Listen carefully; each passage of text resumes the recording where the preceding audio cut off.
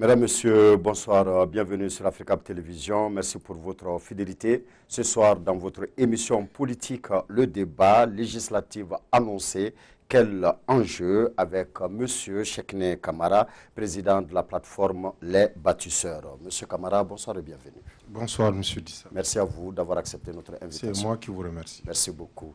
Monsieur Babarou Bokoum, secrétaire politique du parti SADI, Solidarité africaine pour la démocratie et l'indépendance. Monsieur Bokoum, bonsoir et bienvenue. Bonsoir, Robert. Merci à vous d'avoir accepté notre invitation. Je vous en prie, merci. Merci beaucoup. Notre troisième invité est Dr Abouakar Sidiki Fomba, président du parti ADPM. Dr Fomba, bonsoir et bienvenue. Bonsoir. Merci à vous d'avoir accepté notre invitation. Le plaisir est largement partagé. Merci beaucoup.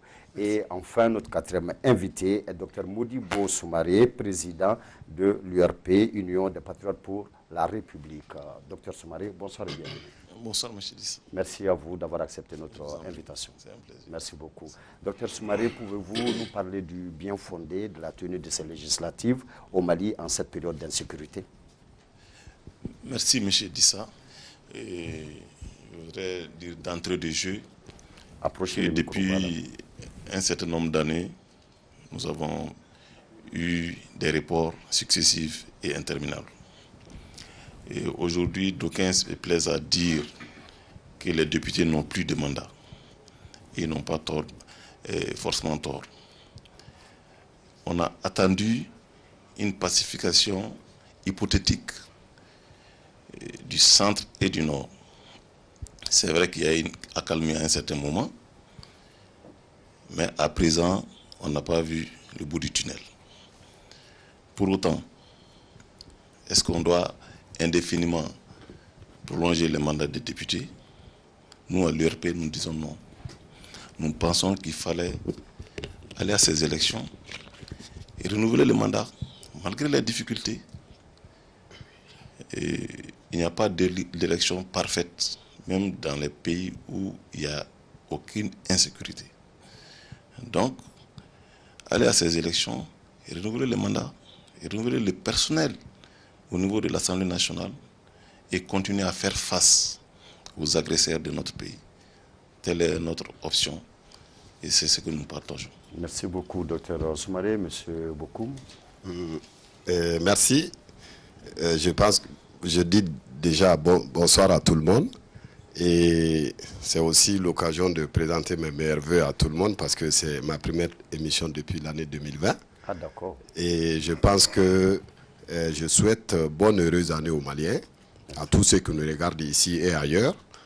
Et beaucoup de courage surtout parce que du courage, il va vraiment falloir en avoir parce que vu la situation du pays actuellement, et depuis janvier, qui a été également un mois macabre comme tant d'autres, comme tant d'autres années encore, et je ne sais pas pour combien d'années encore. Donc, il est important aujourd'hui que, dans la situation actuelle, que l'on puisse se clarifier toujours. C'est important parce que la paix passera par la clarification de la situation. Alors, vous savez, on a parlé des élections législatives tout de suite. Des gens, moi, je me pose la question réellement de savoir si réellement on a toujours, si réellement les gens ont compris réellement c'est quoi le problème du Mali. Parce que ça, c'est une des questions centrales. Et la réponse à cette question pourrait nous permettre d'avancer sur beaucoup de sujets. Ils se sont réunis, ils ont dialogué, beaucoup de partis, la société civile, mais un dialogue qui s'est déroulé sans les véritables acteurs de l'opposition, qu'il faut signaler, à tort ou à raison. Il n'y avait ni le SADI, il n'y avait ni le FSD, l'URD. Et donc, on sait que dans cette situation et dans ce dialogue également, on a réuni les groupes armés, mais sans avoir pu ramener ceux qui décident de quoi serait fait demain sur le terrain. Parce que ça aussi, c'est important. Maintenant, la situation est... Au cours de ce dialogue, ils ont beaucoup échangé. Il y avait des gens de très bonne volonté. Mais quand vous constatez que pendant faire un long processus de dialogue comme ça pour mettre en priorité les élections, c'est qu'on n'a absolument rien compris de la situation du Mali. Parce que les élections, pourquoi? Les élections, pour quelles raisons? Et les élections pour remplacer qui? Parce que là, on est en train de créer encore une nouvelle situation en faisant une confusion de genre, en donnant l'opportunité aux plus gros voyous de la République, aux délinquants, aux multirécidivistes, ceux qui ont pillé le système économique, politique, national, et qui a contribué aujourd'hui à nous ramener dans la situation dans laquelle nous sommes, et donner une opportunité à ces gens-là d'aller aux urnes, d'aller plébisciter le suffrage des Maliens sans qu'on puisse clarifier réellement certaines situations. Ça, c'est le premier point. Le deuxième point, c'est qu'on permet également à des groupes religieux de venir rentrer dans le jeu électoral. Je n'ai rien contre, mais il faut une clarification. Parce que moi, je me rappelle sur une émission qu'Africable avait organisée, et je répète, je vais citer Kaoundji mot pour mot, qui avait dit, à l'époque, j'étais à l'étranger, j'ai vu, il a dit, mon Coran vaut mieux que votre constitution. Et mon imam vaut mieux que votre juge. Ça, quand vous tenez un tel propos, ça veut dire que, dans un premier temps, vous êtes contre la République.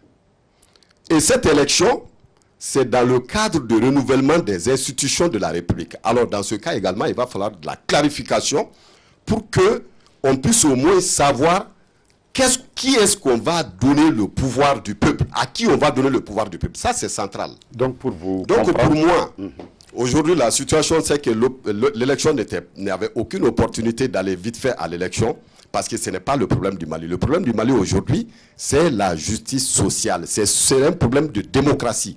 Nous sommes en fin de cycle d'un processus qui a duré 30 ans, presque moins de 30 ans, mais qui n'a donné que le chaos et la ruine derrière, qui a brisé tout le contrat social malien et qui a rendu le vivre ensemble aujourd'hui difficile pour tous les citoyens maliens. Donc, c'est ce bilan qui devrait être fait pour permettre aujourd'hui la mise en place d'un autre processus qui est dirigé ou représenté par des hommes qui ont quand même un rapport avec la justice sociale, la vérité, et puis la loyauté et l'intégrité. Donc moi, je pense qu'aujourd'hui, la situation, c'est le début d'un chaos annoncé. D'accord. C'est tout simplement, c'est législatif, non seulement il y a l'argent, la corruption, un fichier électoral, le tripatouillage des urnes.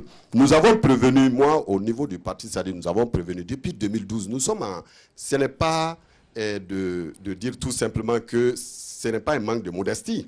Mais nous sommes en avance sur beaucoup de partis, sur beaucoup de gens, sur l'analyse de la situation.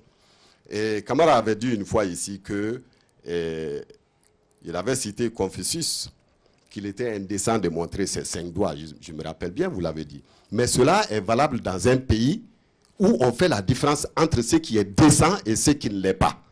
Aujourd'hui, il est temps que l'on dise la vérité aux gens. Depuis 2012, nous avons parlé de la force étrangère, l'intervention étrangère, les élections présidentielles, etc. Tous les sujets, malheureusement, nous avons eu raison là-dessus. Aujourd'hui, on est en train de bousculer une élection présidentielle. Ils vont aller encore... législative, justement, alors que nous sommes déjà sur les conséquences de l'élection présidentielle. Donc cela n'est pas réglé, le problème du pays n'est pas réglé, et ceux qui ont pris des armes de l'autre côté, ce ne sont pas eux les problèmes du Mali. Le problème du Mali, c'est ici, à Bamako, qu'il faut les régler. Ce sont des conséquences qui sont derrière. Donc en résumé, l'organisation de ces législatives... Il n'y a aucune opportunité. D'accord, merci M. Bokoum. Docteur Fomba, pour Dr Soumaré, il est temps de renouveler le mandat des députés. Pour M. Bokoum, l'organisation de ces élections législatives n'est pas opportune. Et vous, qu'en pensez-vous? D'accord. Et merci Robert Dissa. Et je crois que je vais encore demander au public vraiment de saluer la mémoire des gendarmes qu'on vient de perdre à Sougoulou. S'il vous plaît, 1 minute de silence pour lui. Merci. Merci. Robert dit ça, c'est quelques minutes de silence à la mémoire de ces soldats disparus n'est pas gratuite. C'est notre 3e fois sur le plateau.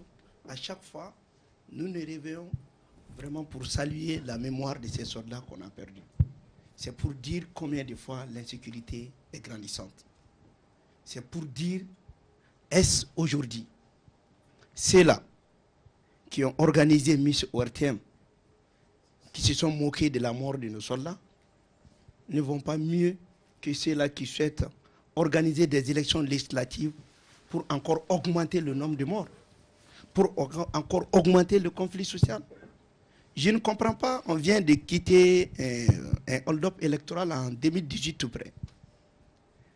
Convoquer le collège électoral aujourd'hui sur la base de l'ancien fichier, sur la base de la loi 0D010 du 5 mars 2002, cette loi même qui est caduque, périmée, encore remettre en cause les débandades, les meetings, les protestations de 2018, vraiment c'est très grave. Aujourd'hui, ce qui se passe, c'est le maintien de la prédation politique inaugurée par le parti Adema en 2012, qui a commencé par le clientélisme politique pour atteindre la criminalisation de l'État et aboutir aujourd'hui à un pays effondré et failli. Dire que ce sont des élections législatives qui peuvent résoudre ces problèmes, c'est se tromper de problème. Aujourd'hui, je l'ai dit, je le maintiens. Moi, je ne doute pas du patriotisme du président de la République. Je ne doute pas qu'il n'est pas généreux. Je ne doute pas qu'il n'est pas social. Mais je sais et je suis confiant qu'il est incapable et incompétent. Et c'est son incompétence qui nous a conduits à ces différents reports d'élections. Pourquoi je le dis? Aujourd'hui, regardez, les trois institutions démocratiques sont périmées. L'Assemblée nationale, la Haute Cour de justice, le Haut Conseil des collectivités. Aujourd'hui, les deux cours juridictionnelles qui sont aussi des institutions de la République, la Cour suprême, surtout la Cour constitutionnelle, où le gouvernement a l'habitude même de se substituer de cette Cour constitutionnelle pour prendre des décisions jusqu'à reporter des élections. La première fois, c'est l'avis de la Cour constitutionnelle, mais la deuxième fois, c'est le gouvernement qui s'est mis à la place de la Cour constitutionnelle pour reporter les élections. Et je m'étonne. Et je remercie sur ce plateau tous les partis politiques, et de la majorité et de l'opposition. Le président Treta, le président Soumaïla Cissé et beaucoup d'autres se sont réunis. On s'est mis d'accord unanimement. Tous les partis politiques étaient d'accord de partir sur la base d'un organe unique de gestion des élections. Nous étions tous d'accord de partir sur la base d'élections proportionnelles. Nous étions tous d'accord pour voir la loi organique qui élit les députés. Et aujourd'hui, à notre grande surprise, sans pour autant au préalable consulter les forces vives de la nation, il convoque le collège électoral pour le 29 mars. C'est pour dire quoi? C'est pour respecter l'accord de gouvernance politique que j'ai qualifié d'accord de gouvernance, de banditisme politique et d'escroquerie. Et en nous disant que, comme si obligatoirement, si le 2 mai dépasse, on ne peut rien faire. Mais nous avons fait des propositions, comme le parti SADI, comme tant d'autres. À partir du moment où on permet au président de la République de légiférer par ordonnance, en dehors des sessions, pourquoi ne pas se donner la main? Pensez que ce n'est pas à 3 mois qu'on peut ouvrir 1200 écoles au centre du Mali. Ce n'est pas à 3 mois qu'on peut faire en sorte que les préfets, tous qui sont cantonnés à Tombouctou, qui sont cantonnés à Gao, ce n'est pas à 3 mois qu'on peut faire en sorte que la population qui ont quitté le centre et qui sont au sud ici peuvent retrouver là-bas pour prendre vraiment pour prendre la vie normale, pour être dans la vie normale, effective.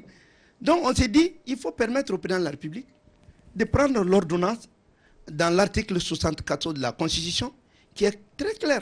On peut prendre l'ordonnance et surtout c'est dit que le président de la République peut dissoudre l'Assemblée et organiser les élections moins de 40 jours. Et nous, aujourd'hui, nous pensons que la priorité, ce n'est pas de maintenir les députés. Les députés, on peut dissoudre l'Assemblée à partir du 2 mai. Mais le président peut légiférer par ordonnance pour nous permettre d'abord d'aller vers ces réformes électorales et d'aller vers les réformes administratives. Aujourd'hui, je prends un exemple. Bougouni est aujourd'hui une région. Mais la loi 0D010 du 5 mars 2010 portant loi des députés, cette loi est basée sur des circonscriptions électorales qui sont les cercles. Bougouni n'est plus un cercle. Bougouni, c'est une région. Un gouverneur nommé est installé. Et aujourd'hui, vous voulez que quand l'élection va arriver, que Bougouni se comporte en cercle. Imaginez quand la CEMA demande qu'ils ne vont pas aux élections, ils vont dire au nom du dialogue. Mais est-ce que le dialogue est supraconstitutionnel? À Ménaka aujourd'hui, il y a 4 cercles.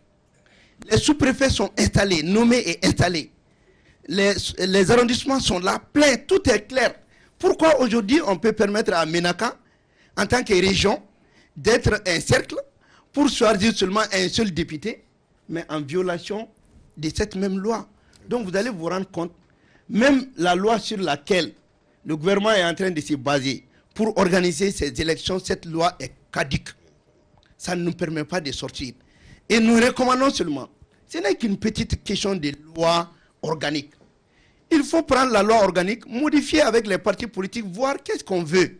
Mais je le reviens, il faut que nous nous mettons dans le processus de mettre fin à cette prédation politique qui date de plus de 30 ans. La Troisième République a échoué et il faut le reconnaître. Aujourd'hui, il faut revoir tout. Il faut, l'élection législative, aujourd'hui, ne voit que 3 choses. Protéger le pouvoir du président de la République, alors que nous, on veut protéger le Mali, on veut sauver le Mali et non un régime. Protéger les arrières en préparant les élections de 2023 en maintenant les mêmes classes politiques.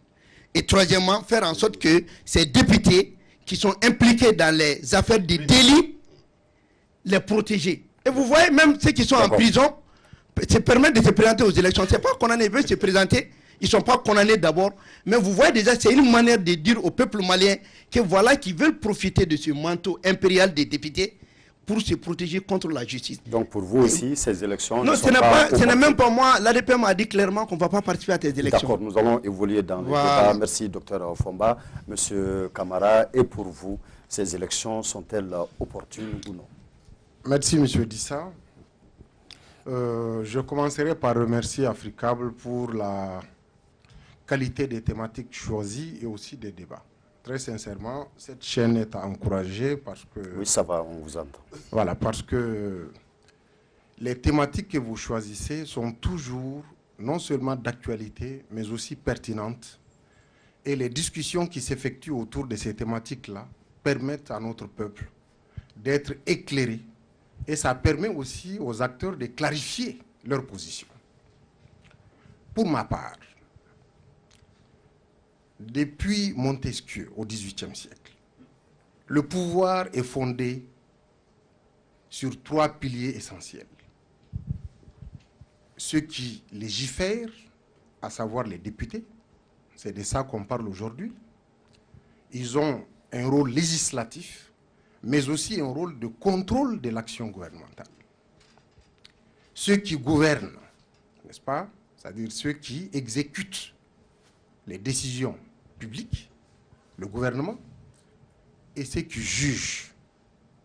Bien sûr, il y a un 4e pouvoir extrêmement important que je n'oublierai pas ici, c'est la presse. C'est ce qui nous donne aujourd'hui l'opportunité de venir débattre. Et c'est aussi un avantage de la démocratie. Donc pour cela, nous devons saluer nos martyrs qui sont tombés pour la conquête de cette démocratie. Mais en réalité, l'unanimité est faite qu'aujourd'hui, notre pays connaît beaucoup de difficultés, que nous avons beaucoup de problèmes. Mais je pense que vouloir régler les problèmes auxquels nous sommes aujourd'hui confrontés, en sortant du cadre institutionnel, c'est vouloir quitter alors le mal pour le pire. Et c'est ce que chaque Malien doit comprendre et c'est ce que chaque Malien doit pouvoir, de par son action, de par ses réflexions, de par ses prises de parole, éviter. C'est pourquoi moi je considère que ces élections-là, on peut avoir à argumenter sur leur bien fondé, sur leur pertinence et tout. Mais pour ma part, ces élections sont non seulement opportunes, mais elles sont même une opportunité.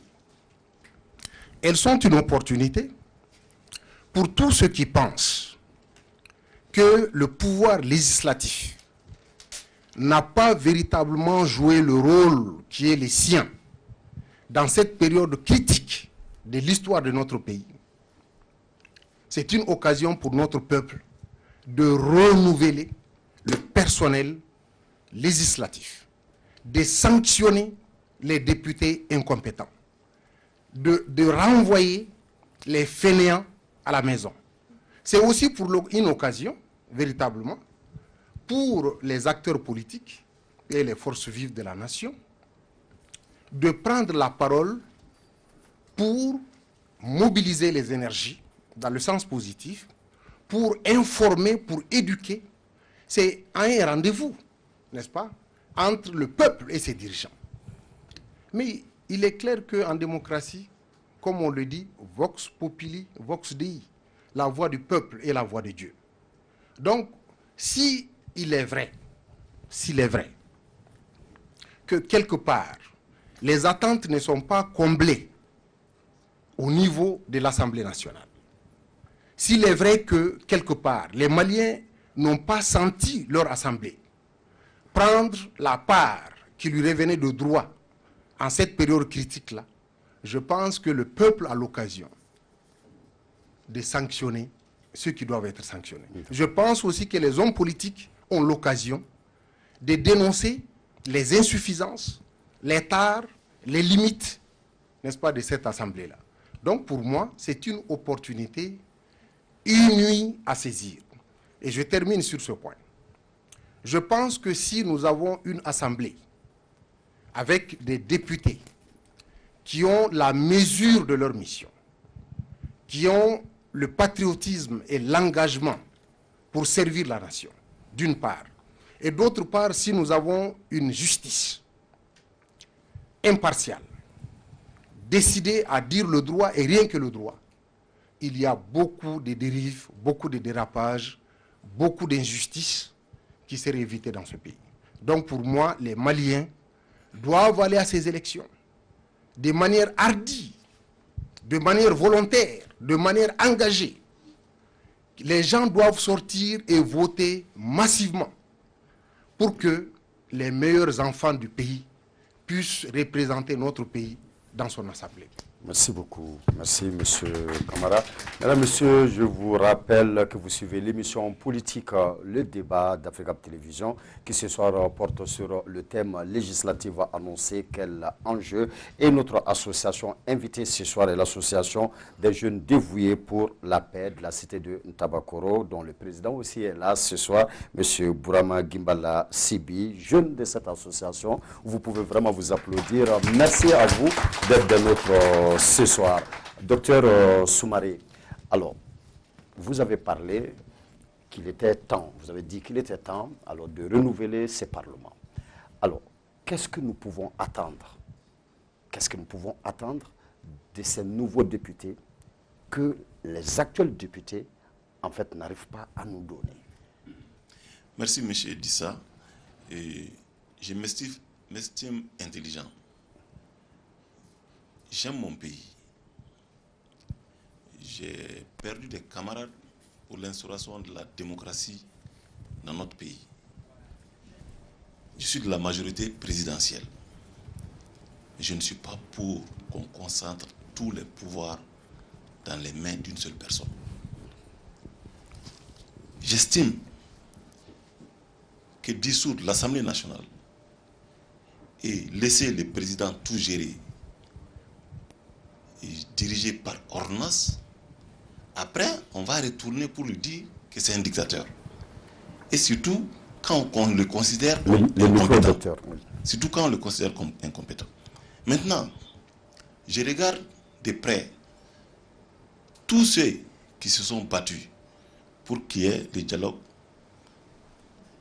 politique ou le dialogue national inclusif. Nous avons à l'URP regretté l'absence d'une partie de l'opposition. Mais j'ai entendu, malheureusement le dialogue m'a trouvé à l'extérieur du pays, j'ai vu des commentaires des membres éminents de l'opposition comme Choguel sur les conclusions, ils semblaient accepter. Et j'ai participé à des rencontres avec les ministres de l'administration territoriale. Les FSD étaient représentés. Et les griefs qui étaient déclinés, c'était de dire qu'il y avait plus de 500 000 doublons. Le représentant de la DGE a dit clairement, à haute et intelligible voix, qu'il met quiconque au défi de montrer un seul doublon. Des homonymies. Et il y avait eu apparemment des tentatives d'intrusion dans les fichiers de la DGE que certains ont voulu transformer en 500 000 doublons. Il n'y a pas eu de réponse derrière. Donc il est important aujourd'hui qu'on dise au peuple vers quoi nous partons. On a deux choix.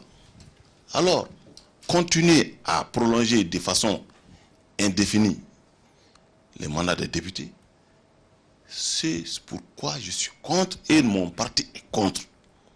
Ou alors, renouveler les bails, surtout en espérant sur un vote sanction.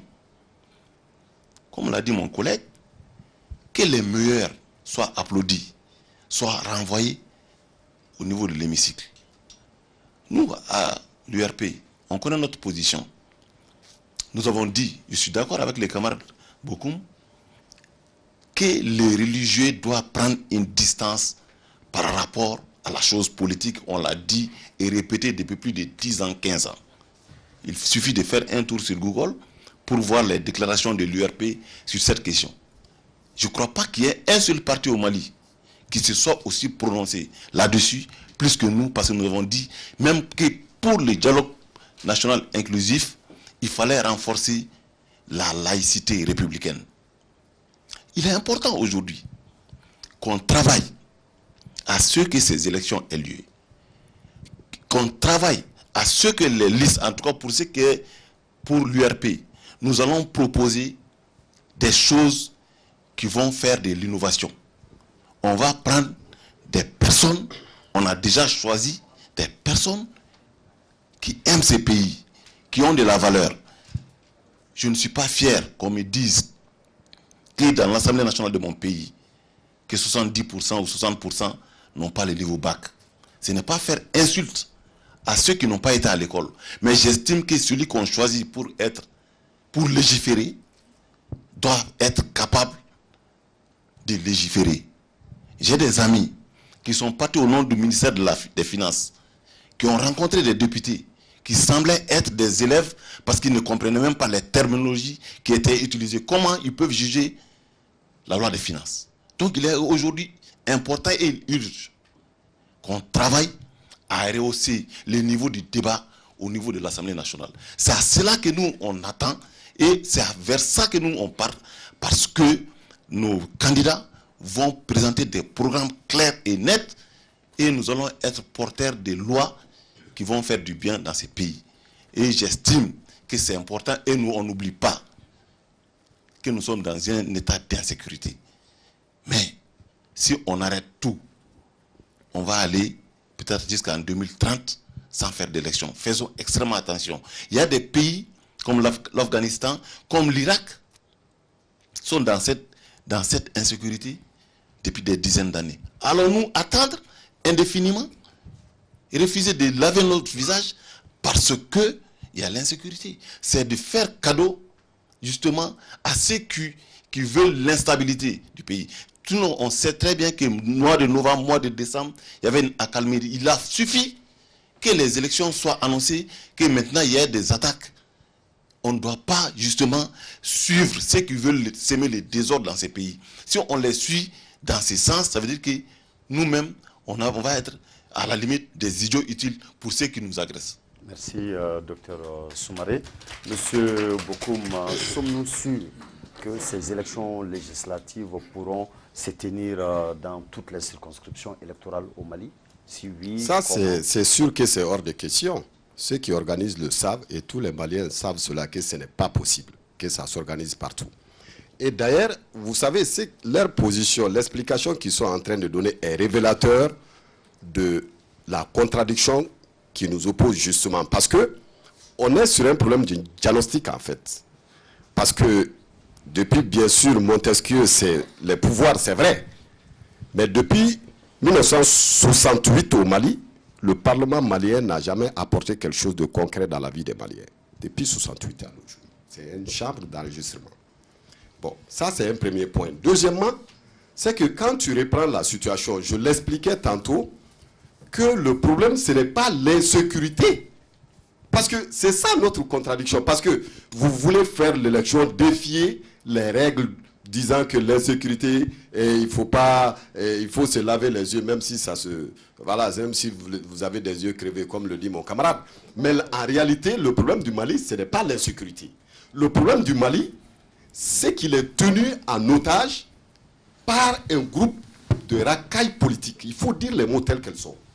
Depuis des années. Et donc, ça fait que ce que vous avez comme insécurité, ce que vous avez comme affrontement, ce que vous avez comme conflit communautaire, le problème de terre, le problème des paysans, le problème des agriculteurs, le problème des enseignants est lié à un mode de gestion, à un système de gestion qui a failli et qui est représenté par ces institutions que vous citez.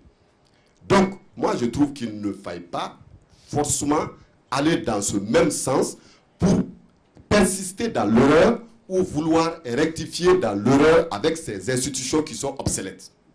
C'est aussi simple que ça. Vous avez les organes directoires de la République du Mali, les institutions y compris, sont bafoués en permanence. Vous avez les droits de l'homme, les règlements, la constitution, tout ce qui régisse la vie de la nation sont violés en permanence. Vous avez les droits de l'homme, les droits des individus sont bafoués au quotidien. Vous allez nous parler d'institutions? Vous allez dire que c'est l'Assemblée encore qui va redorer le système? Non, ceux qui ont pris des armes comprendront un seul message, qu'il y ait clarification à Bamako sur ceux qui doivent porter la parole publique, ceux qui doivent porter les affaires publiques. Parce que c'est à ce seul moyen, ce seul moyen qui peut permettre de poser les bases d'un dialogue constructif, d'un dialogue pour la paix. La paix au Mali, on ne l'aura pas de cette façon. On ne l'aura pas avec ces institutions-là qui sont tournées contre le peuple et pas pour le peuple. Parce que vous aurez compris que de toute façon, quand on va les mettre là, ceux qui ont dit les élections partout sont pressés juste de remplacer ceux qui sont là-bas. Et ceux qui sont là-bas également se battent pour se maintenir. Je l'ai dit que pour les religieux, il faut clarifier. Donc moi, j'ai un appel à lancer au plus haut magistrat de la République que si on veut imposer les élections, eh bien que la justice, aujourd'hui qui est tenue par certains jeunes qui se battent tant bien que mal, avec les petits moyens de bord pour essayer de rendre un peu de dignité au peuple malien, eh bien que ceux-ci essayent d'accélérer les mises en examen pour enlever toute la poussière sur ces voyous qui veulent aller sous le manteau de l'électorat et aller se cacher dans l'Assemblée nationale pour avoir une immunité. Et la Cour constitutionnelle Robert n'a qu'à donner son avis pour clarifier que la foi n'a pas sa place dans la République, que la République c'est un peuple, un but, une foi, et que si on doit aller dans le sens de la foi religieuse, eh bien que ce n'est pas le terrain qui a été décidé par la Constitution. Donc il faut que cela soit clarifié. Et si ce n'est pas clarifié, je pense que si on nous impose des élections, nous l'avons dit, ça fait des années, nous proposons, en fait, nous contestons. Mais cette fois-ci, Robert, le SADI va recourir à un droit de légitime défense, je vous assure. D'accord, mais il y a un propos que vous avez tenu tout à l'heure. Vous avez dit que depuis 1960, nos assemblées n'ont été que des caisses d'enregistrement. Donc, devons-nous comprendre que nos députés, dans toute l'histoire, en fait, post-coloniale, n'ont jamais servi à quelque chose? Mais je défie quiconque de dire... Il s'agit de tous les députés, hein, il s'agit de tous les députés, non, finalement. Parce que si vous dites ça, moi, je parle de l'Assemblée. Okay. Je ne parle pas à titre individuel. Sinon, j'aurais cité des noms. Je parle de la fonction de l'institution. Et bien sûr qu'il y a des éminents honorables là-dedans qui sont respectables. Pas parce que je défends la position de Oumar, mais au-delà des autres, même dans d'autres partis, il y a des gens respectables qui se retrouvent dans d'autres partis. Donc moi, ce n'est pas l'objet de ma discussion. La discussion, c'est le fonctionnement de nos institutions. 68 à 91, on ne pouvait pas dire ce que Moussa ne voulait pas. C'était une chambre qui enregistrait systématiquement ce qui venait du BSC. Et on a de 92 à maintenant, l'ADEMA était au pouvoir. Pendant tout ce temps, ils sont toujours au pouvoir avec les mêmes majorités qui enregistrent. D'ailleurs, ils ne peuvent même pas faire de loi. Les députés ne peuvent pas faire de loi. Ils n'ont même pas les moyens de les faire. Donc c'est le gouvernement qui ramène toujours ces lois et ils ne font qu'enregistrer. Alors si on ne renouvelle pas cette assemblée, Dr Fomba proposait par exemple que le président gouverne par ordonnance. Et vous, qu'est-ce que vous proposez? Là, je ne suis pas d'accord avec Fomba, Fomba parce que si le président est incompétent, il est dangereux de lui laisser les ordonnances tout seul. Donc il serait mieux qu'il y ait une délégation spéciale. Ce qui est possible. il faut une délégation spéciale, en commun accord avec toute la classe, de poser une délégation spéciale qui va prendre une partie du pouvoir et gérer. D'ailleurs, on a prolongé l'Assemblée, eux-mêmes ne respectent pas cela. Ceux qui ont prolongé ne respectent pas. Depuis quand le Premier ministre est Premier ministre, il n'est même pas allé devant la représentation pour aller dire où il va. On ne sait même pas où il va. On navigue à vue et c'est un Premier ministre qui apprend dans le tas, qui ne sait pas où il va et qui est accompagné par des ministres, les porte-parole qui pensent qu'en tweetant seulement on communique, et vous avez des sapeurs comme le ministre de l'Intérieur, et ce n'est pas cela dont on a besoin. Moi, je pense qu'aujourd'hui, la situation du pays demande à ce qu'on rentre en profondeur, qu'on sache qu'il y a un exemple simple. On a pris des armes au nord, au centre. À Bamako, il n'y a pas d'armes. Il n'y a pas de groupe armé ici. Mais du matin au soir, on nous raquette. À ciel ouvert, chacun voit. Les policiers, à tort ou à raison, mais c'est quand même certains policiers qui le font au détriment de leur corps. Vous avez les douaniers, les gendarmes, partout. Et vous avez les juges, des magistrats, certains également, qui salissent la corporation. Mais c'est fait à ciel ouvert, au vu eux au-dessus de tout le monde.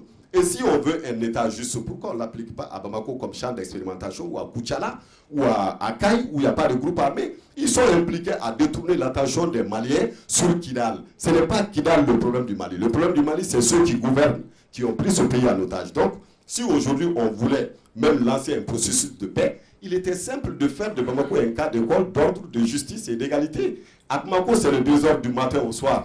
C'est l'anarchie totale. Ils sont incapables de régler là où il n'y a pas de groupe armé. Comment ils vont régler là où il y a les groupes armés? Merci. Merci, monsieur Bokoum.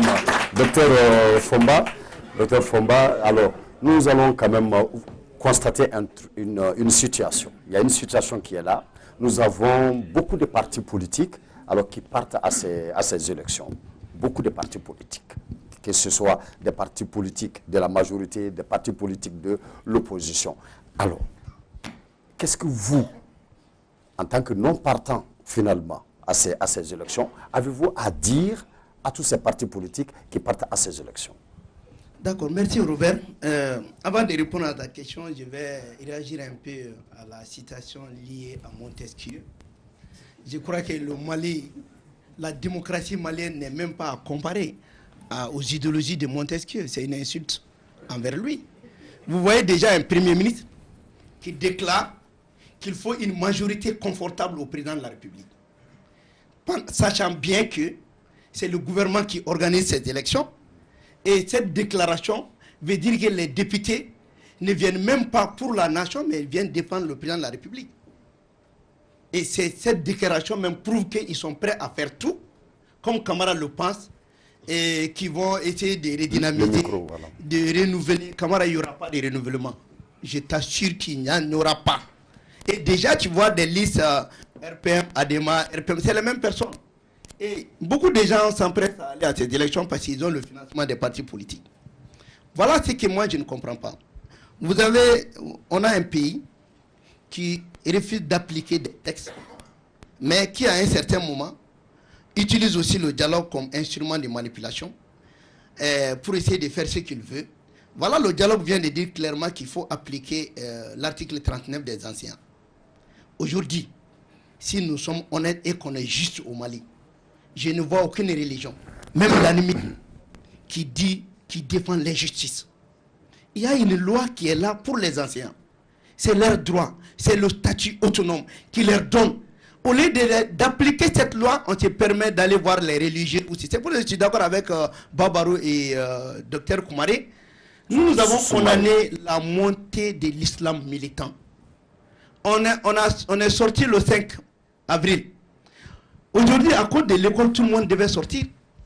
Quel est le motif qui fait qu'on ne peut pas sortir aujourd'hui défendre l'éducation d'un pays, mais on sort pour condamner l'éducation sexuelle complète? Mais c'est la même école, non? Ou bien il y a une différence? Mieux vaut même faire l'éducation sexuelle que de fermer les écoles. Maintenant, vous voyez? Donc moi j'ai dit clairement, et en ce qui concerne l'ordonnance Babarou, comme tu l'as dit, nous sommes sur la même longueur d'onde. En 1968, Moro a fait 10 ans, il a légiféré par ordonnance. Moussa Traoré a fait 10 ans, il a légiféré par ordonnance.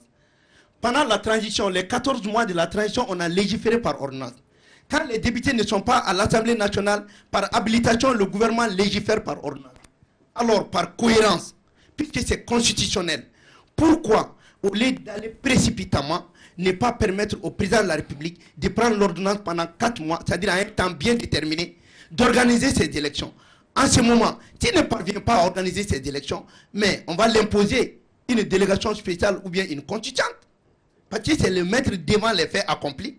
On va lui donner un temps, ils vont prendre l'ordonnance, les forces vives vont se mettre ensemble pour essayer de dire, bon voilà, les réformes sont là, tous les éléments au complet, les réformes électorales, les réformes institutionnelles. Voilà l'idée que je veux annoncer, parce qu'en fait, les gens pensent que, moi je préfère même l'ordonnance, parce que l'ordonnance, avant de prendre une ordonnance, dès que l'ordonnance est prise par le Conseil des ministres, ça passe d'abord par la Cour suprême.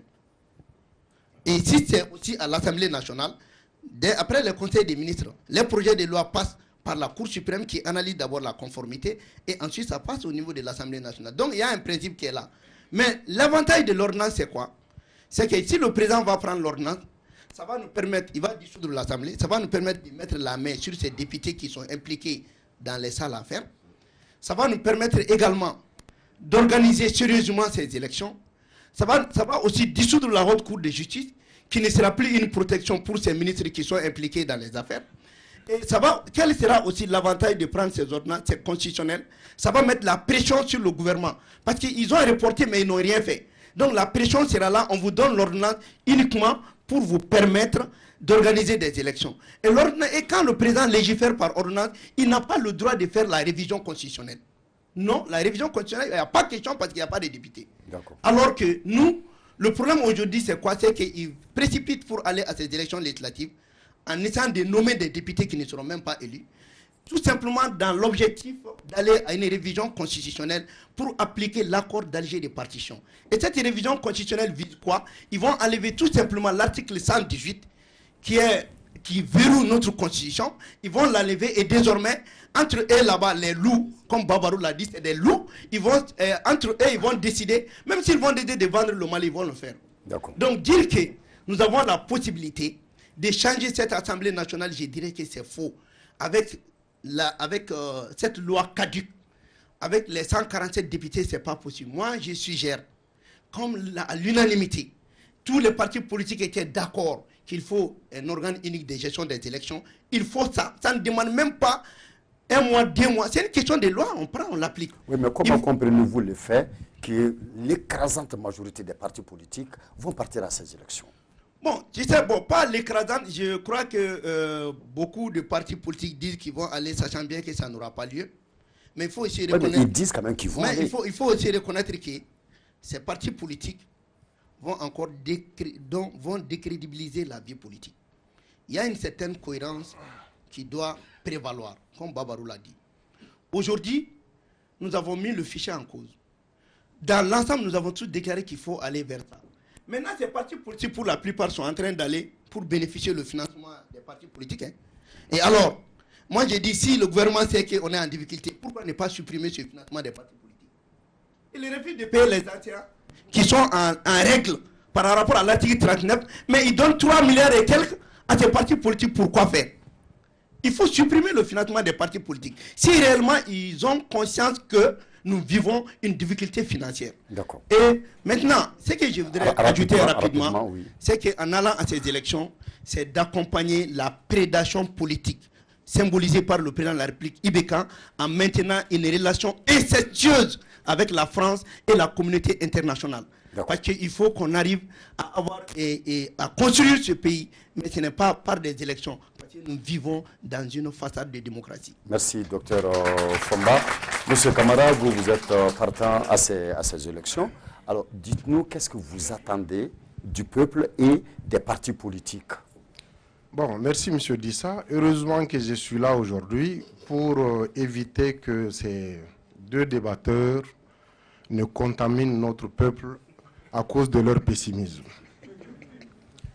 Et ça va. Vous savez, oui, bien entendu, parce qu'ils sont tellement pessimistes et même attentistes que si nous devons les écouter et nous inscrire dans leur logique, il va falloir attendre 35 ans, peut-être 55, pour organiser les élections législatives.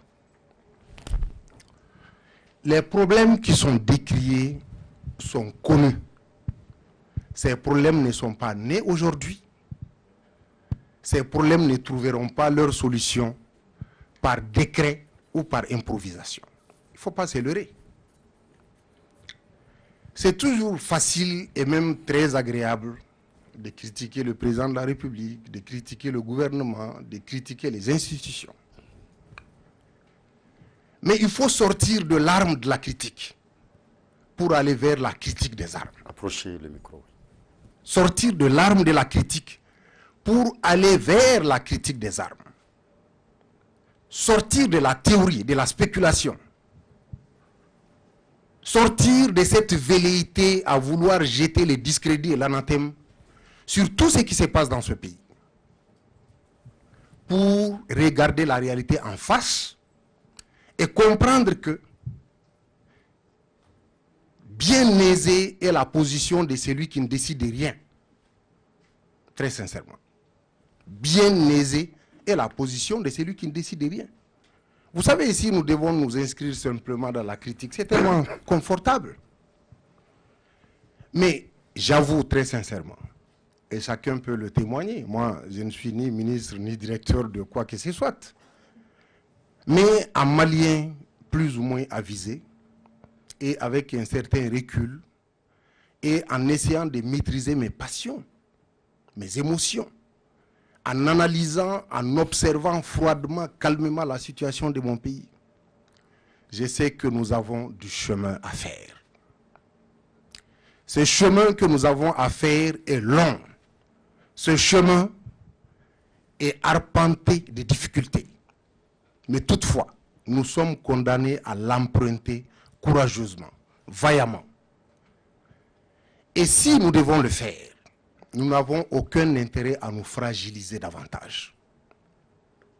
Je pense que la campagne est une occasion pour formuler toutes les critiques, tous les griefs, toutes les reproches à l'endroit de ceux qui exercent le pouvoir, particulièrement le pouvoir législatif dont il est question aujourd'hui.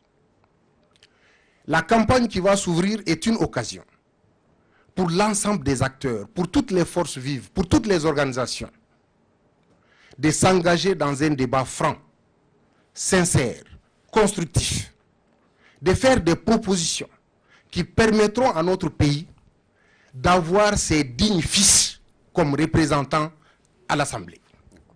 Si nous avons des véritables Maliens, compétents comme le docteur Soumaré l'a dit, parce que très sincèrement, on peut aimer son pays. Mais quand on vous met dans une posture ou dans un poste dont vous n'avez pas les outils intellectuels, la compétence, la valeur intellectuelle intrinsèque nécessaire pour assumer vos responsabilités, vous allez faillir. Oui, mais justement oui. M. Bokoum disait à ce niveau, et même M. Fomba aussi oui. Le disait, et si dans tout ça, après avoir organisé ces élections, ces dignes fils auxquels vous vous attendez à l'Assemblée ne font pas leur entrée au sein de l'hémicycle, que va-t-il se passer, M. Camara?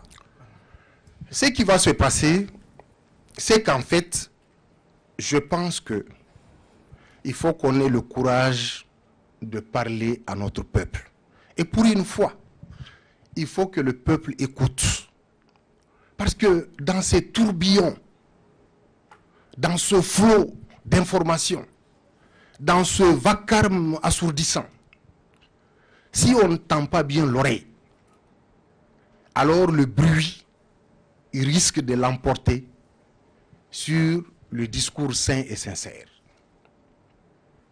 Et je pense que si des lois scélérates sont votées à l'Assemblée, ou si l'Assemblée n'arrive pas à exercer son rôle constitutionnel de contrôle de l'action gouvernementale, ou si l'Assemblée n'arrive pas à initier les lois dont le peuple a besoin, des lois qui répondent aux aspirations de notre peuple, qui soient en conformité avec les convictions de notre peuple, des lois qui sont en adéquation avec nos attentes, c'est que quelque part, ceux-là qui nous représentent ne sont pas nos dignes et véritables représentants.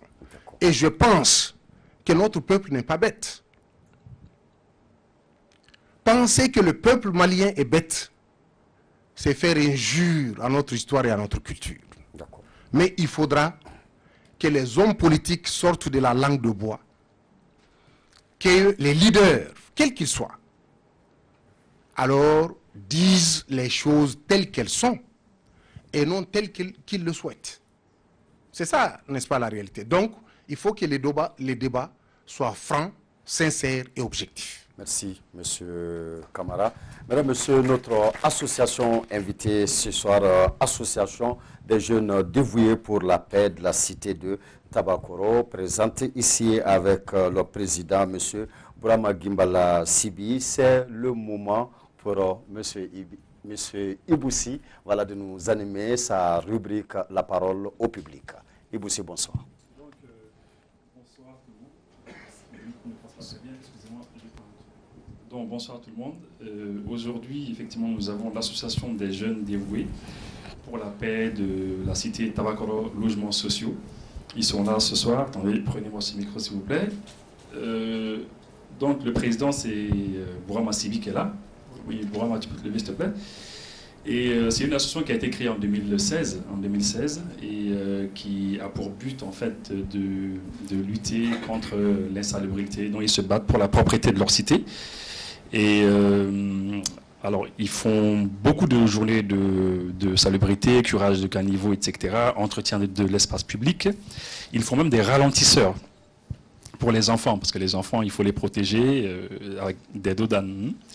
Et ils luttent contre la spéculation foncière. Parce qu'effectivement, il y a beaucoup de jeunes qui s'organisent pour cela, parce que malheureusement, il y a ce problème qu'elle a. Et ils font des rondes aussi, des rondes dans la nuit pour veiller surtout pendant le mois de carême. On va donner la parole au président, qui va faire une contribution, et après cela, il y a 2 questions. Alors, Monsieur Sibi, voilà. Merci. Merci. Ok, merci. Bonsoir à tous. Je me nomme Bourama Gimbala Sibi. Je suis le président de l'association des jeunes dévoués pour la paix de la cité de Tabakoro. Le secrétaire général de l'organisation de défense des droits au logement du Mali. Nous évoluons dans le domaine de l'assainissement particulièrement. Et l'assainissement, c'est pour pouvoir développer notre cité. Et nous avons constaté aussi à travers des comités de gestion déjà mis en place dans nos différentes cités que nos espaces publics qu'on appelle équipements, ces équipements-là sont en train de disparaître petit à petit. D'accord, Monsieur Sibi. Oui. Alors vous avez eu quand même la chance que Monsieur Iboussi ait présenté déjà votre association. Je voudrais bien qu'on avance un peu. Vous, en tant qu'association, quelle est votre contribution à ce débat-là ce soir? Ok, merci. Nous, en tant qu'association, et pour ces élections qui arrivent, nous déjà, dans les logements sociaux de Tabakoro particulièrement, quand il s'agit des élections, il faut que la population se déplace pour aller voter ailleurs. Donc nous demandons en amont, si toutefois bien avant ces élections-là, qu'on ait des centres de vote chez nous dans la cité. Merci. Merci beaucoup. D'accord, merci beaucoup. Merci. Voilà. Donc on va y aller très rapidement avec une contribution, mais c'est une question. Alors on a Ogobara Douyon qui est là, le secrétaire à l'organisation. Levez-vous s'il vous plaît, merci. D'accord, bonsoir tout le monde. Je me nomme Ogobara Douyon, je suis enseignant. Et bon, 2 questions. Une question pour la majorité. Une question. Bon, pour la majorité, bon, je vais essayer de mettre les 2 dans une seule question. Demander à la majorité quels sont les mécanismes ou bien les dispositions prises pour que les élections au moins soient transparentes. Transparentes pourquoi? Parce que bon, si c'est ces mêmes députés qui en ont suffisamment ramassé pour vraiment avoir le maximum, pour aller acheter les voix et autres, quels sont vraiment les mécanismes mis en place pour que les votes des Maliens soient respectés? Et au niveau de l'opposition, est-ce que le Mali doit, bon, quelque part, s'arrêter un moment pour qu'on puisse se mettre ensemble, d'accord sur quelque chose et avancer? est-ce qu'il faut voilà, donner au président toute la latitude donc, de faire ce qu'il veut? Il faut vraiment faire, c'est-à-dire aller aux élections, mais demander à la majorité de garantir vraiment la transparence. Merci. Merci beaucoup. Donc, dernière question. Bonsoir tout le monde. Moi, c'est Bazouman Akone. En fait, moi, j'ai une question à poser. Ce serait de savoir quelle sera la légitimité de ces élections-là par rapport aux populations dont les zones ont été désertées par l'État. Reprenez. En fait, moi, je voudrais savoir quelle sera la légitimité de ces élections par rapport aux zones, aux populations qui sont dans les zones où l'État est absent. Voilà. Ok, merci beaucoup. Alors, Monsieur Iboussi, ce sera tout? Oui, ce sera tout pour ce soir. D'accord, Okay, merci beaucoup. Merci. Il y a une première question, alors posée à la majorité. Je suppose que les bâtisseurs sont pro-majorité. En tout cas, l'URP dit qu'elle appartient alors, à la majorité présidentielle. Alors, je vais commencer par vous, docteur Soumaré. Quels sont les mécanismes pris pour garantir alors, la transparence de ces élections-là? Moi, ce sera à M. Camara de répondre. Je suis démocrate, je suis républicain. J'estime que ce n'est pas que ces élections. Et depuis toujours, l'opposition, la majorité, la CENI, la Cour constitutionnelle, les observateurs sont déployés dans les bureaux de vote et dans les centres de vote pour garantir effectivement et la transparence du vote. Évidemment, on ne va pas croire que c'est ou l'opposition ou c'est la majorité qui organise les fraudes. Moi, j'ai fait un écrit sur la fraude électorale il y a de cela 10 ans. Il est évident que de tous les côtés, malheureusement, il y a non seulement la fraude, mais aussi il y a la corruption électorale. Et nous avons eu à proposer que les jeunes tournent le dos au thé, au t-shirt pour regarder les programmes. Et aujourd'hui, ce ne serait pas faire de l'insulte au peuple malien que de se féliciter qu'on ait enlevé les t-shirts un peu dans la campagne politique. On va en améliorant. Il est évident que maintenant les jeunes et tous ceux qui sont intéressés par les élections exigent des candidats, des programmes. Et j'estime et je suis fier que malgré certaines alliances contre nature, je prends l'exemple à Kolondjeba, que le camarade Omar Mariko a pu se faire élire. Ça veut dire qu'on peut faire confiance et on peut faire confiance au peuple dans ses choix. Et j'estime qu'il y a de la qualité et dans l'opposition et dans la majorité. Et je dis aussi en passant quand même que j'ai travaillé avec les camarades Fomba dans l'EPM. Donc il est évident aujourd'hui que quand on plébiscite un président, il faut travailler justement à devenir député, je pense. Je ne partage pas le fait que les camarades Fomba, qui a autant d'idées, que je suis très bien, qui est un ami, que c'est important aujourd'hui de ne pas rater ces rendez-vous, même s'il fait des observations. Je crois, camarades, les amis de Sadi, suffisamment intelligents, de faire la critique, et je suis convaincu qu'ils vont se présenter. Je pense qu'il faut suivre la même voie, critiquer, mais si les élections ont lieu, il ne faut pas priver votre base de participer à ces élections, parce que ça se pointe une fois tous les 5 ans. Je crois que c'est important pour aujourd'hui. Merci, Dr Soumaré. M. Camara, quels sont les mécanismes mis en place pour assurer, garantir la transparence de ces élections-là? Je crois que Dr Soumaré a dit l'essentiel. Je ne reviendrai pas sur ce qu'il a dit. Mais j'ai l'habitude de dire sur ce plateau que quand on est démocrate et patriote, on doit avoir confiance aux institutions de son pays. Il y a des institutions qui sont chargées de l'organisation de ces élections. Aucune institution n'est parfaite. Aucun homme n'est parfait.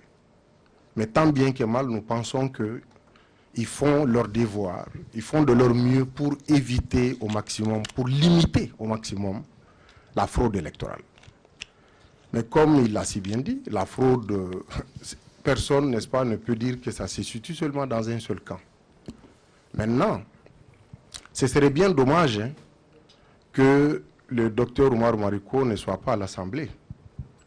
Moi, je souhaiterais que même quand il nous voit, alors ne s'inscrit pas en droite ligne de ce que je pense. Si cette voix, elle est audible, elle est crédible, elle mérite en tout cas d'être entendue. Et c'est pourquoi je pense sincèrement que tous les acteurs, qu'ils soient politiques ou associatifs, s'inscrivent dans la dynamique de cette élection. D'accord. Maintenant, au-delà des mécanismes aussi, M. Ogobara posait la question par rapport à la légitimité en fait, de ces élections dans ces zones. Il avait d'abord dit désertées. Voilà. Donc, d'ailleurs, je profite pour dire que il faut que je précise ça. Je ne suis pas habilité à parler au nom de la majorité. Ok. Il faut que je précise ça parce que la majorité ne m'a pas mandaté pour venir participer à ce débat. Ok, d'accord. Merci. Maintenant, non, je tiendrai quand même à dire que l'idéal, parce que les gens font une confusion. Dans chaque situation, il y a la situation idéale qui est recherchée.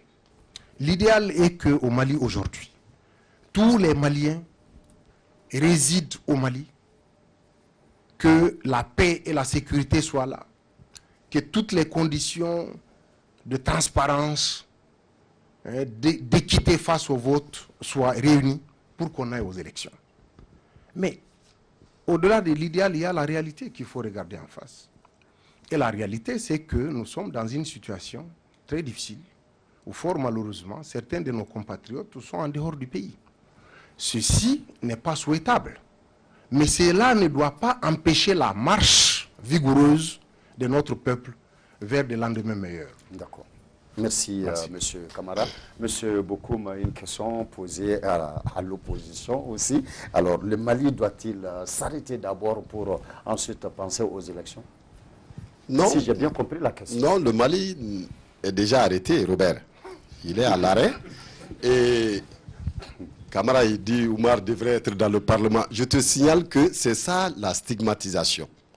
Oumar est plus gros que le Parlement. Il doit être à Koulouba. Ça, je vous le dis. Et moi, aujourd'hui, il en a. Ça fait des mandats, il est là-bas. Ce n'est pas une question de cantonnement. Vous pensez que non, non, non.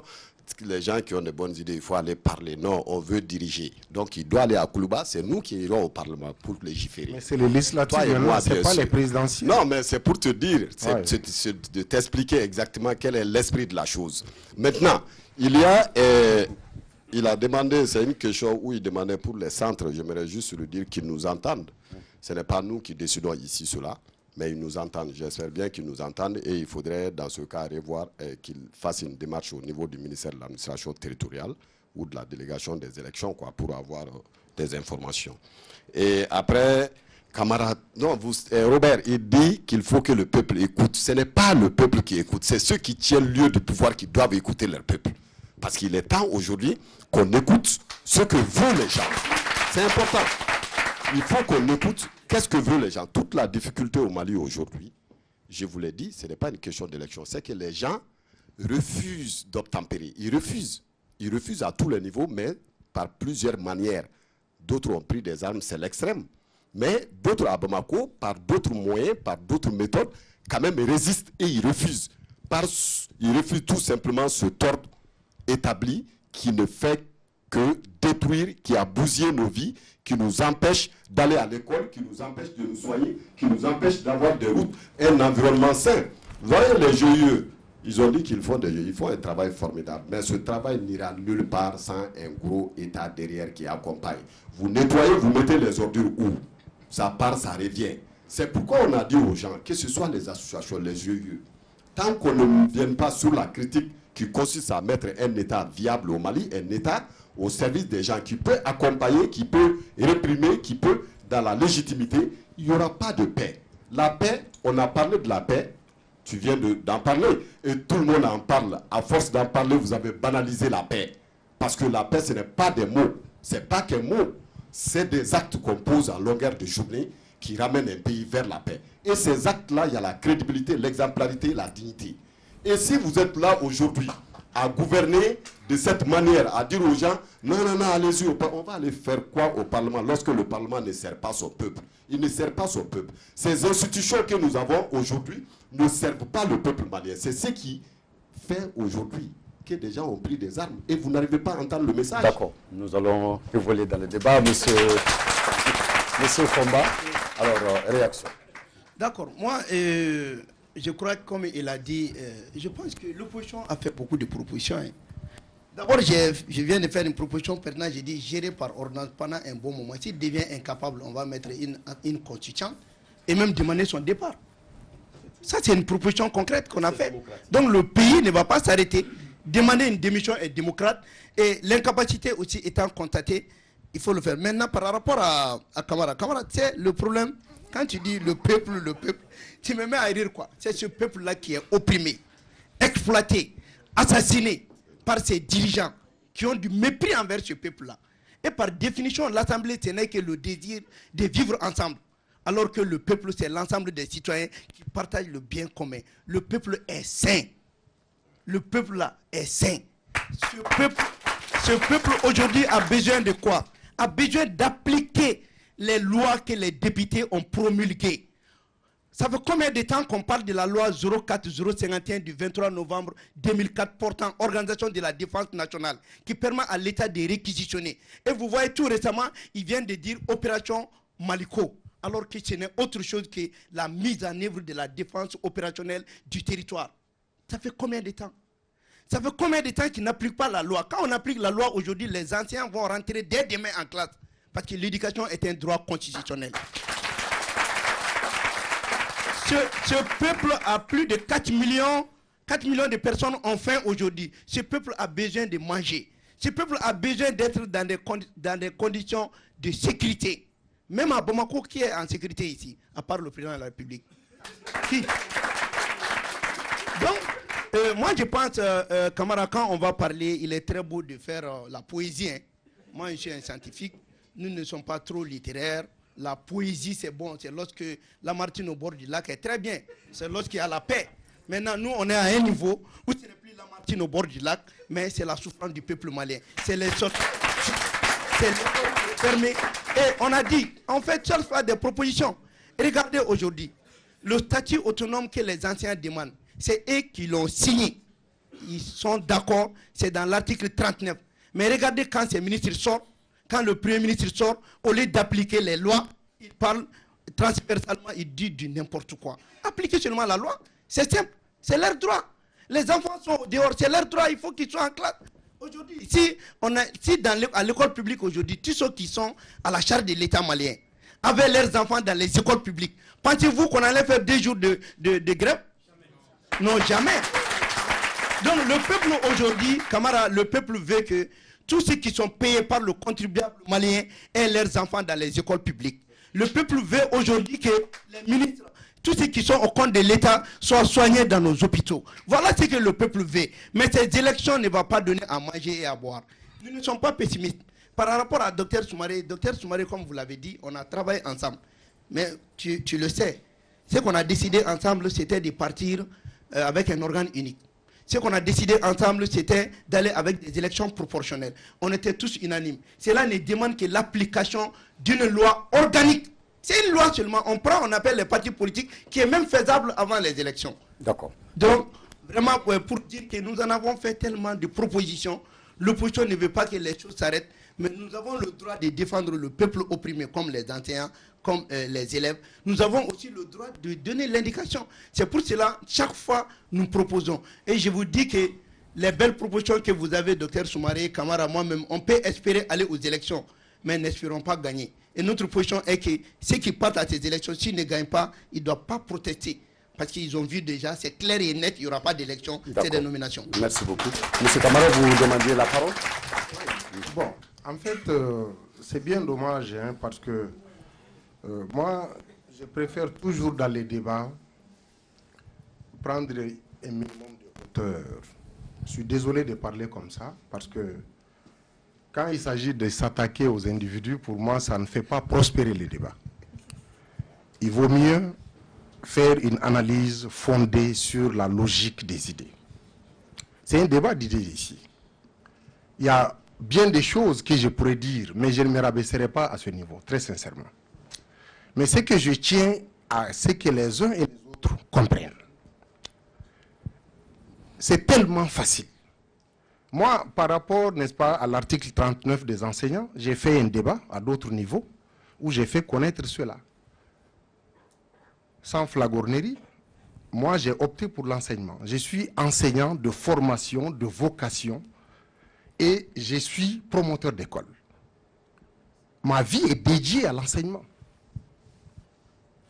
J'ai dit dans d'autres débats, parce que le thème aujourd'hui, ce n'est pas l'enseignement. Vous savez, c'est toujours facile de créer un fourre-tout, c'est-à-dire de naviguer sur tous les thèmes et toutes les raisons de mécontentement de la population pour se faire peut-être un électorat ou un auditoire. Mais là n'est pas mon problème. Mon problème, c'est de faire face à ce qui nous réunit maintenant, c'est-à-dire ces élections-là. Maintenant, quand l'Africable va organiser un autre plateau pour parler d'autres thématiques, alors je me prononcerai sur ces thématiques-là sans entrer dans des digressions qui, pour moi, il y a beaucoup de questions qui sont soulevées ici, qui sont pour moi des questions oiseuses. Et nulle part, je n'ai parlé de Lamartine. Je ne suis pas prof de lettres, je suis prof de philosophie. Je sais ce que c'est que la démarche scientifique. Je sais ce que c'est que l'analyse des faits. Je sais ce que c'est que la rigueur. Je sais ce que c'est que le discernement. D'accord. Et si vous êtes scientifique, vous êtes censé savoir que la philosophie est la mère de toutes les sciences. Si vous ne le savez pas, je vous l'apprends maintenant, M. Fomba. D'accord. Merci, M. Camara. Alors, docteur Soumaré, je vous rappelle qu'il nous reste à peu près une vingtaine de minutes. Donc, nous allons parler de la grande problématique de ce soir. Docteur Soumaré, c'est peut-être votre dernier tour de parole. Quels sont les vrais enjeux de ces législatives? Quels sont plateaux? Et je disais que refuser d'abord d'aller à ces élections, c'est jouer les idiots utiles pour ceux qui attaquent notre pays. J'estime que ces élections donnent l'occasion à des hommes et des femmes, mais aussi à des formations politiques, d'étaler ce qu'ils ont dans le ventre. Ça veut dire leur programme de société. Pour une fois, je pense qu'il serait important que les hommes politiques déclinent des programmes de société, des projets de société, et que les électeurs soient éclairés et que ces électeurs votent en conscience. Aussi, c'est l'occasion de dire que sans embâche, nous devons condamner la corruption électorale. Je suis un parti qui a été créé en 2008. Nous ne bénéficions pas, au jour d'aujourd'hui, du financement des partis politiques. Donc, ce n'est pas parce que nous avons les poches pleines que nous disons qu'il faut aller aux élections. Nous avons confiance aux hommes et aux femmes que nous sommes en train de présenter à Bamako, à Menaka, à Koutchala, à Bankas. Parce qu'ils n'ont pas mal fait. Et nous osons croire que les populations vont porter leur confiance sur nos candidats. Les candidats patriotes. Et je suis d'une école, on m'a invité pour aller venir débattre, comme l'a dit M. Camara, des élections. J'ai beaucoup à dire par rapport à la crise scolaire. Mais je ne l'aborderai pas ici. Le jour où on m'appellera pour participer au débat là-dessus, je vais m'incliner là-dessus. Parce que j'ai été membre de la délégation qui a rencontré les enseignants, les syndicats d'enseignants pendant plus de 3 heures. Je sais ce qui est derrière. Il est extrêmement important aujourd'hui de ne pas dire certaines choses pour se faire applaudir. Moi, je ne suis pas convaincu que ceux qui ont pris les armes au nord ont les mêmes problèmes que les enseignants. On ne peut pas mélanger les deux. Ceux qui sont morts, ceux qui ont pris Gao en otage, Kidal en otage, Tombouctou en otage, qui ont coupé des pieds et des mains, sont des gens sans foi ni loi. C'est des proudhonistes, c'est des narco-terroristes. Ce n'est même pas des djihadistes, c'est leur faire cadeau que de les appeler des djihadistes. Et un dernier mot sur ces élections. Pour ces élections, j'ai dit à haute et intelligible voix que l'URP, l'Union des Patriotes pour la République, va décliner à peu près 25 candidats. Ce n'est pas parce que nous sommes convaincus qu'ils vont gagner, qu'ils perdent tous, mais qu'ils fassent comprendre au peuple malien les valeurs des patriotes. Parce que nous sommes convaincus que nous avons de l'intelligence. Et si on nous fait confiance, on peut porter le flambeau haut au niveau de l'hémicycle. Je vous remercie. Merci, Dr Soumaré. Monsieur Bokoum, 4 minutes. 4 minutes. Oui. Parfait. Moi, de toute façon, si tes barbes ne me font pas peur. Mais bien sûr, mes barbes, ça commence à blanchir. Si depuis 2013, on avait donné au moins 15 députés ou 20 députés au parti, ça dit peut-être que le pays ne serait pas sur cette voie aujourd'hui. Au moins, il y allait avoir la transparence, le contrôle et la pression et l'orientation de l'action gouvernementale.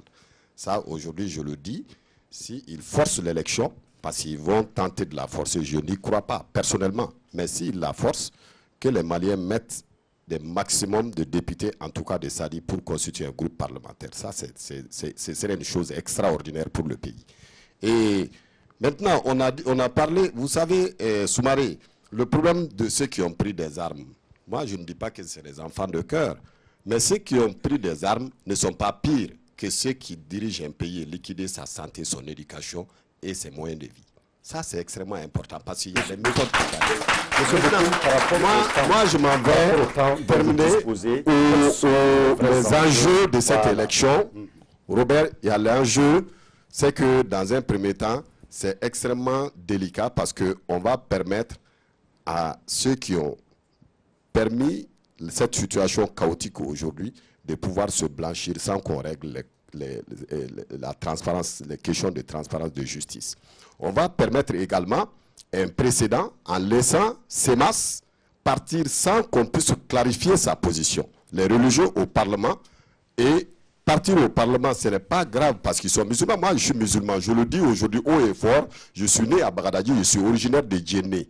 Donc, on ne peut pas dire qu'on est plus musulman que moi si on regarde les faits. Mais on ne doit pas faire chercher les moyens de pénétrer le Parlement avec la foi dans la main, avec le Coran ou la Bible. Ce n'est pas ce dont on a convenu pour la République. Donc que cela soit clarifié et qu'au-delà de ça, parce que si ce n'est pas clarifié, que ces gens qui tentent cette aventure-là, qu'ils sachent lire dans les lignes de l'histoire de Caire, en passant par Alger, ce que cela a donné comme précédent.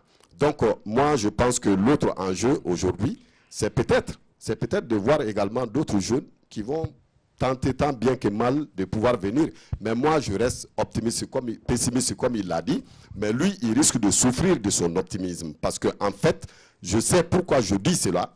Et nous avons aussi des niveaux d'information. Je suis un responsable politique. Nous savons ce qui se passe. Nous avons diagnostiqué le système. Nous savons que les mêmes erreurs, c'est-à-dire les mêmes fautes, c'est toujours les mêmes conneries qu'on est en train de donner aux gens dans ce pays.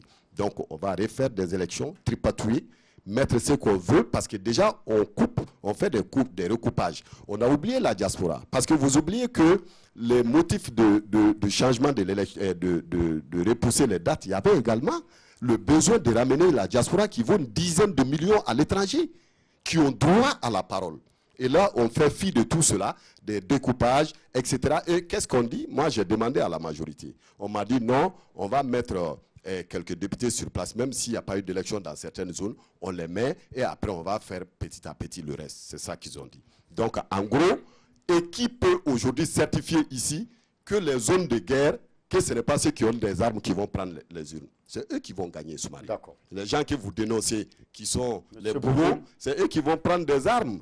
Au centre également, c'est le groupe armé qui vont prendre les urnes. Donc le Parlement sera représenté comment on appelle, des présumés criminels, parce que moi, j'en sais rien, mais en tout cas, ce serait le chaos. Merci beaucoup, monsieur Bokoum, docteur Fomba. Quels sont selon vous les grands enjeux de ces élections?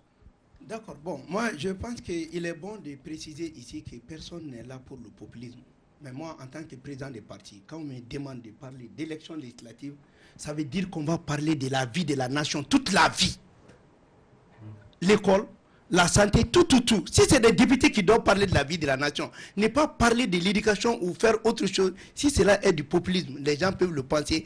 Mais si les députés doivent voter des lois, et que même l'article 39 a été voté par ces mêmes députés, qu'on n'en parle pas, je suis désolé. L'élection législative, c'est la vie de la nation. On doit parler de qui? Et deuxièmement, je dirais que ces enjeux pour l'élection présidentielle, pour les législatives, c'est clair, hein, c'est pour l'alternance politique. L'expression politique, c'est d'avoir une alternance. Et l'alternance, l'opposition, aujourd'hui, on ne va pas se contenter d'avoir quelques députés pour ne pas avoir le pouvoir. Normalement, quand on met les députés, c'est pour préparer 2023.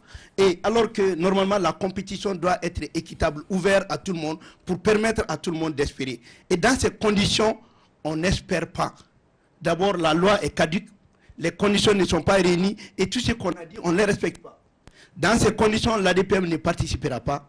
Et c'est sûr que nous allons porter plainte pour annuler cette élection. Parce que ce n'est pas une élection municipale, c'est une élection intégrale. C'est important que les gens le sachent. Et aujourd'hui, j'attire l'attention du président de la République. Qu'il sache que tout ce que nous disons, nous avons appris aussi de la Révolution française, comme les Français. Leur valeur, c'est le patriotisme. Leur valeur, c'est la défense de l'indépendance. Leur valeur, c'est aussi défendre la liberté. Aujourd'hui, nous sommes dans l'obligation de défendre le Mali, de défendre la souveraineté du Mali. Et on n'est pas prêt à aller dans les élections législatives qui vont changer notre constitution pour appliquer un accord d'Alger de partition. Nous sommes contre. Et nous voulons avoir une Assemblée nationale digne de ce nom qui représente le peuple avec une élection ouverte, un jeu équitable sur la base d'un organe unique de gestion des élections avec les régions opérationnelles et sur une réforme électorale sur la base d'élections mixtes et proportionnelles. Voilà ce que nous proposons et vraiment nous aimons ce pays. Ce n'est pas en essayant de faire quoi que ce soit. L'amour pour ce pays, personne n'a le monopole du patriotisme. Il est important de dire j'aime, mais l'amour là c'est un acte. Et je pense que notre président sur le plateau le prouve. Personne n'est plus patriote que l'autre. Vraiment, je remercie Africa et je tiens à demander au peuple de ne pas aller à ces élections avec l'ancienne loi qui va élire les 147 députés. Merci beaucoup, Dr Fomba. Monsieur Camara, quels sont selon vous les vrais enjeux de ces élections comme dernier mot? Très bien. Je sais que le peuple n'écoutera pas M. Fomba. Vous avez 4 minutes, monsieur. Le peuple a déjà oublié ce qu'il a dit. Et en réalité, je suspecte M. Fomba d'avoir un peu pesé son poids électoral et constatant qu'il aura 0 député, il préférera en tout cas dire que j'ai refusé d'y aller parce que, alors c'est pour ça que je n'ai pas de député. Comme ça, la justification, elle est toute trouvée. Mais la réalité aujourd'hui, c'est quoi? C'est que ces députés sont en fin de mandat, il y a une première prorogation, une seconde prorogation. Aujourd'hui, le collège électoral est convoqué. Nous devons souhaiter, espérer que ces élections se fassent. Pour moi, il y a un certain nombre d'enjeux sur lesquels, alors, on doit pointer le curseur ou l'index. Parmi ces enjeux-là, c'est l'enjeu de la participation à ces élections. Pour ma part, je demande au nom de l'ensemble des bâtisseurs et des patriotes de ce pays de sortir massivement pour émettre leurs idées, pour choisir les hommes et les femmes qui, pendant 5 ans, porteront leurs paroles, défendront leurs aspirations, leurs convictions, légiféreront en leur nom et contrôleront l'action du gouvernement en leur nom. Je demande à l'ensemble, n'est-ce pas, du peuple, de ne pas mettre au-dessus les intérêts partisans, les intérêts égoïstes et sordides au devant, mais plutôt de mettre au-dessus de tout, par-dessus tout, l'intérêt supérieur du Mali et des Maliens.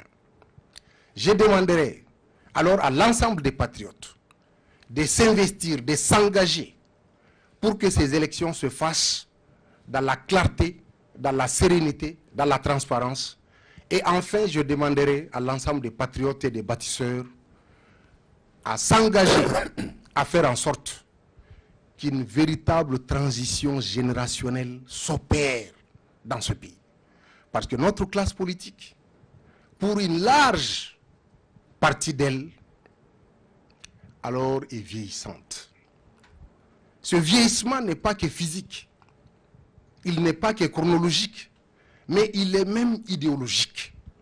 Les nouveaux enjeux, les nouvelles réalités, les nouvelles difficultés auxquelles nous sommes confrontés aujourd'hui méritent que des acteurs nouveaux, avec des idées nouvelles et novatrices, puissent prendre part à l'action publique et apporter des solutions nouvelles. Merci. Merci beaucoup, monsieur Camara.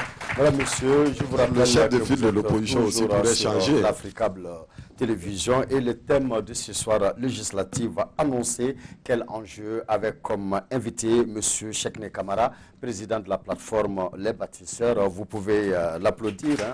Monsieur Babarou Bokoum, secrétaire politique du parti SADI, sous vos applaudissements.